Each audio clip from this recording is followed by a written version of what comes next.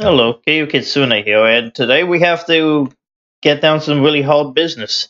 The ATF is coming through with a new law, or regulation really, will classify bumpfire stocks and binary triggers as machine guns. These devices have already been deemed okay by the ATF in the past. Even bumpfire stocks were approved under the Obama administration. Granted, that really doesn't mean much because the ATF is almost an independent organization in our government. The ATF has two main jobs when it comes to firearms.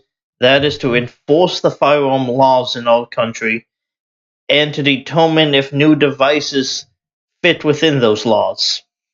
In the United States, a machine gun is legally defined as a gun that fires multiple times with the single action of the trigger. By this definition, a bump stock does not turn a semi-automatic gun into a machine gun because it still acts upon a single action of the trigger. To fire a single bullet, the bumpfire stock merely helps you to reset the trigger faster so you can pull it again.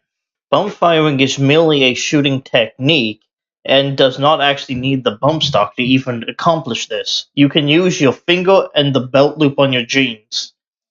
Now let's switch over to the topic of the binary trigger. The binary trigger gives a simulated 2-round burst. In a machine gun, you would pull the trigger and then the machine gun would shoot 2 bullets. With the binary trigger, it stays to the 1 bullet per action of the trigger principle. When the trigger is pulled, it will fire 1 bullet, and when the trigger resets, it will fire the second bullet, thus not being a machine gun.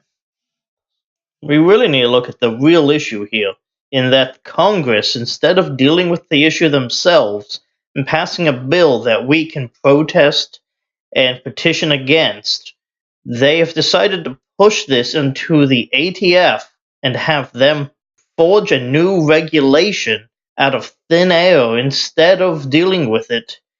Their cowardice is most likely a result of this being an election year and not wanting to anger people who value their Second Amendment rights.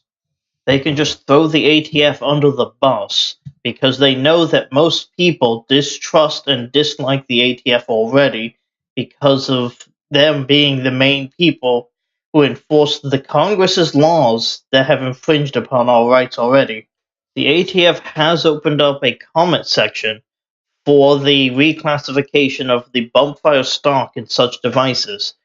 I would highly recommend that you go and comment. I'll leave a link down in the description to the Gun Owners of America's link to it, because they have a nice little preface that tells you what everything's all about, maybe a little bit better than I did. Also, the comment section will only be up until January 25th, so we probably should get on top of that. Also, Tim of the Military Ohms channel and Chad and Eric of Iraq Veteran 8888 had a interview with a former ATF member, and we'll post links down in the description to both of those interviews.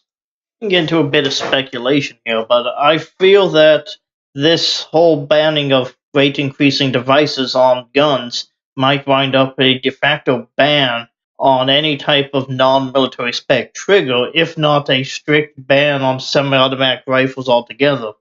It might sound a bit like fear-mongering, and maybe it is, but we've already had major losses to our rights and our freedom with the NFA and the Hughes Amendment, and even the Clinton assault weapons ban. It's precedent that they have lost our rights and never got them back, with the exception of the assault weapons ban, but that's only because that had a set end date. Another fear is that they could reclassify all semi-automatic rifles and handguns and such as machine guns in tone of this rate-increasing device ban.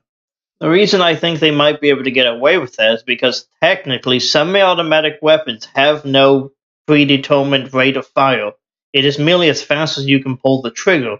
I highly recommend that you go and contact your representatives in Congress. Hell, even write to the president. We need to make sure that we can protect our rights.